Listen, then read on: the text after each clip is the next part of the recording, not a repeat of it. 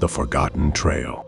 It was late October when Adam, a 22-year-old hiking enthusiast, decided to take on a challenge he had heard about for years. The Forgotten Trail. Tucked away in the mountains, the trail had been closed for decades due to unexplained occurrences.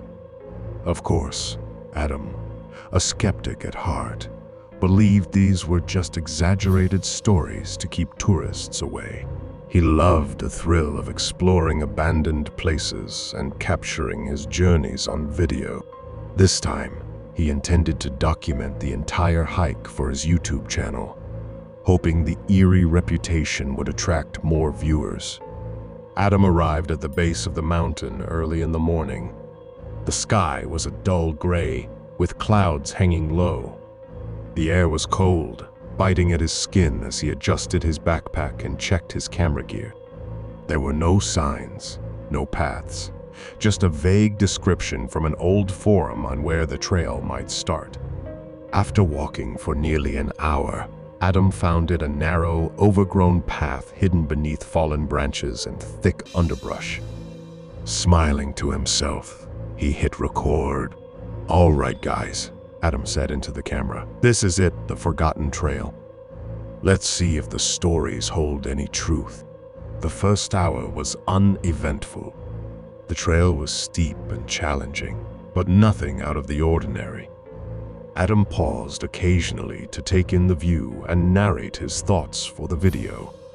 But as the sun climbed higher, an unsettling silence fell over the forest. The usual sounds of nature, birds chirping, insects buzzing, had disappeared. Adam noted this on camera, but shrugged it off. It wasn't until the second hour that things began to feel wrong. The trail became narrower, almost as if the forest was closing in around him. The trees were thick and gnarled, their branches twisted in unnatural shapes. Adam noticed that the leaves were all dead, no vibrant fall colors, just a sea of brown and gray. The air smelled musty, like decay, and despite it being midday, the light was fading fast, as though the forest itself swallowed the sun. Adam's heart raced a little faster, but he pressed on, determined to finish the trail. About 3 hours in, Adam came across something strange, an old, abandoned campsite. It looked like it hadn't been touched in years, maybe decades. There was a rusted tent frame, a fire pit filled with cold ash, and a backpack leaning against a tree, weather-beaten and torn. Inside the backpack, Adam found a journal, its pages yellowed and brittle.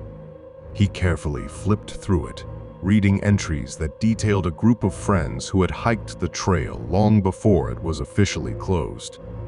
The last entry sent a chill down his spine. "Something is following us. We hear it at night, but when we check, there's nothing there. It feels like the forest is alive, watching us. We can't find the way back. Every turn leads us deeper into the woods. We're not alone here." Adam closed the journal and took a deep breath. He looked around, suddenly feeling exposed. The woods were silent, too silent. He decided to keep moving, but now every snap of a twig, every rustle of leaves made his heart pound. He constantly checked over his shoulder, certain that he was being watched, though he never saw anything. As the hours passed, Adam's sense of direction started to fail him.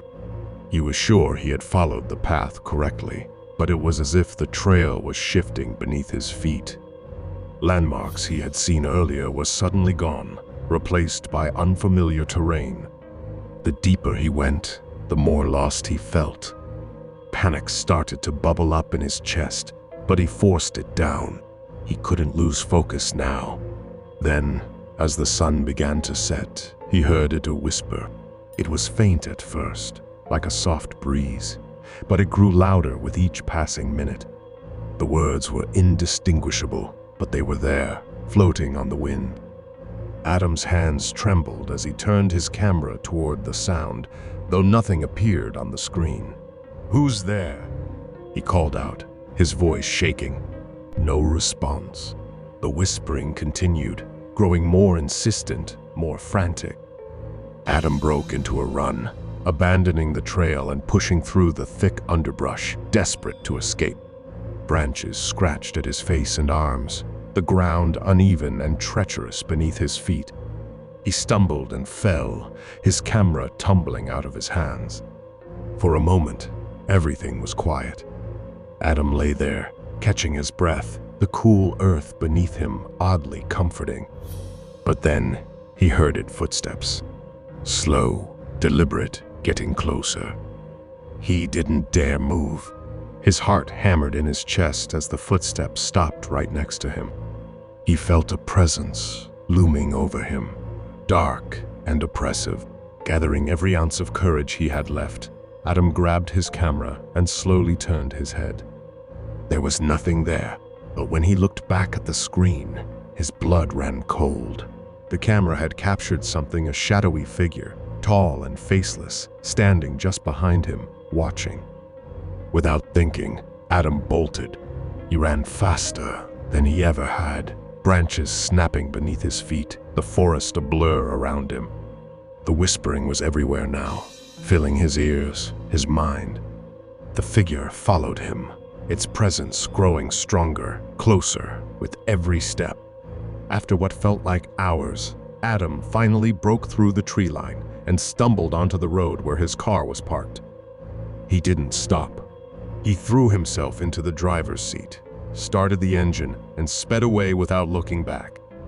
Back home, Adam reviewed the footage. Most of it was corrupted, distorted images and static. But in the few clear frames, he could see it, the figure, always just out of focus, following him. He never posted the video. Weeks later, Adam disappeared. No one has seen or heard from him since. All that remains is his camera, found abandoned at the trailhead. The last thing it recorded, a faint whisper, "Come back."